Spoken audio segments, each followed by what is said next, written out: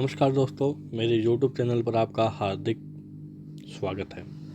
आज हम बात करेंगे अपवाह तंत्र की और उसमें भी अरब सागर में गिरने वाली नदियाँ। अरब सागरीय नदी तंत्र, ये नदियाँ ज्वार नद एस्चुरी का निर्माण करती हैं। राजस्थान के कुल प्रवाह क्षेत्र का 16% भाग अरबिय सागर नदी तंत्र में आता है। अरब सागर की प्रमुख नदियाँ जो अरब सागर में गिरती हैं, सबसे पहली नदी है लूनी नदी, दूसरी पश्चिमी बनास, तीसरी साबरमती नदी और चौथी है माही नदी। ये सब नदियाँ अरब सागर में गिरती हैं और किसका निर्माण करेंगी? एस्चुरी का निर्माण करेंगी। देखो, लूनी नदी व पश्चिमी बनास नदी कच्छ के रन में गिरेगी और साबरमती व माही नदी खंबात की खाड़ी में गिरेगी।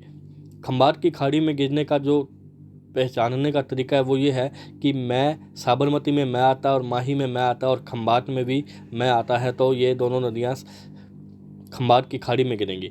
अब आता है लूनी नदी। सबसे पहले नदी है लूनी नदी, जिसकी सहायक नदी है लीननी, जो सबसे पहले लूनी नदी में आकर मिलती है। मीथड़ी, बांडी, जोदड़ी जो दाईं तरफ से लूनी नदी में आकर मिलती है।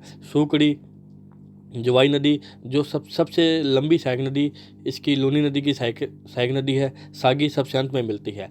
पश्चिमी बनास नदी की सहायक नदी सीपू नदी है। ये दोनों नदियाँ, लूनी नदी और पश्चिमी बनास नदी, कच्छ के रन में गिरेगी। अब आती है साबरमती नदी, जो खंबात की खाड़ी में गिरेंगी। इसकी सहायक नदी है हथमती, सेई, वैतरक, मानसी व वाकल नदियाँ। मानसी व वाकल नदियों का उद्गम गोगुंडा की पहाड़ियों से होता है। अब आती है माही नदी, सबसे महत्वपूर्ण नदी है जो अरब सागरीय नदी है। इसकी सहायक नदी कहाँ से है? सोम, जाखम, लाखन, चाप, अनास व एराव। धन्यवाद दोस्तों।